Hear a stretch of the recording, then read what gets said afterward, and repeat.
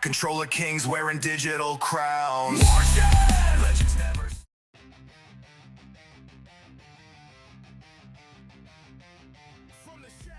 Welcome back to my channel, Watch and Gaming. Today, we will talk about the launch of Season 1. Season of Growth in Legend of Ymir is less a seasonal update and more a desperate 4-week sprint to attain godhood before the calendar ruthlessly yanks your toys away. The developers clearly took the phrase "grow quickly" as a challenge, injecting a generous cocktail of XP buffs, seasonal equipment, and enough new content to make your character sheet look like a tax return.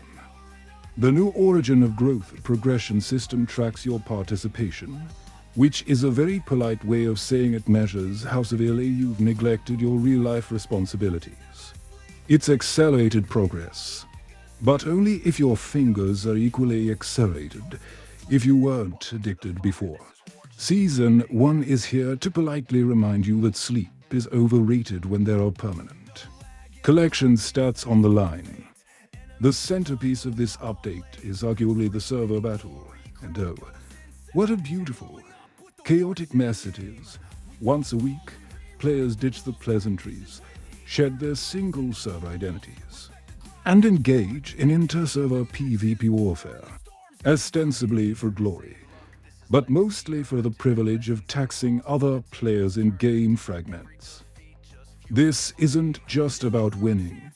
It's about establishing dominance, proving that your server, that tiny digital patch of turf, is superior to the one next door, whose players probably eat soup with a fork. The mechanics, revolving round capturing bases and chasing a crown, are a decent hook, ensuring that the battle is less about pure kill-death ratios and more about who can successfully babysit a glowy in-hat while dodging for 149 other players. It's high stakes, high lag, and high adrenaline. Then we have the new bosses, which serve as the update's designated damage sponges. There's the new field boss, Vargreif, looming large in the Temple of Chaos, and Cradle, the new summonable boss reserved for the privileged Conqueror and Champion players. Vargreif, armed with a club, is less a nuanced opponent and more a test of sheer, sustained DP as a classic MMORPG tradition where strategy is often secondary to the size of your group and the quality of your internet connection. Cradle, however, is a fascinating study in economic stratification. The rewards it drops are exclusive and valuable, cementing the fact that in Legend of Ymir, the rich get richer, and the poor get to watch their chat announcements.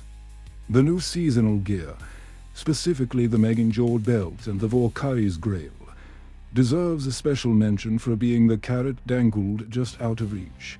The Grail, which can only be enhanced during the season, is the perfect example of FOMO marketing done right.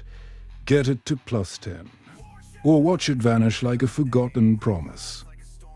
The Megingjord, which unlocks the delightfully dramatic skill Cry of the Gods at +15, is clearly designed to turn its wearers into temporary deities. Capable of shouting their way out of any difficult situation, it's a compelling grind, forcing players to focus on specific seasonal content to craft and upgrade these limited time relics. Beyond the major headlines, the update is padded out with the usual assortment of other updated content. We've received new areas, such as the expanded Valhalla dungeon and the elusive Partners Island, an exclusive zone requiring a scroll for entry. This Partners Island is perhaps the game's most subtle act of social engineering, creating a literal velvet rope for players who've invested in the game's meter economy. Meanwhile, for the rest of us, there are 96 new season achievements to relentlessly pursue. 96 tasks designed to reassure you that you are, in fact, spending your free time productively. The Razer collaboration is the final layer of polish on this update, reminding everyone that this is indeed a modern digital game, with special Razer-themed Desir companions available through purchasing promotion bundles.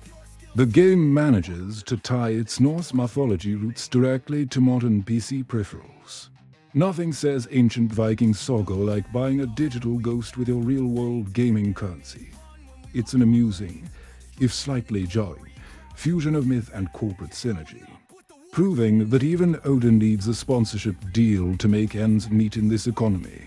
Ultimately, Season of Growth is a successful adrenaline shot for the Legend of Ymir ecosystem.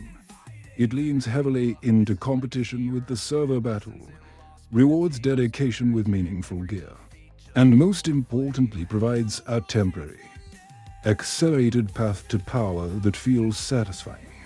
Even if you know a partial reset is looming, it's a busy, brutal, and rewarding season that asks one simple question.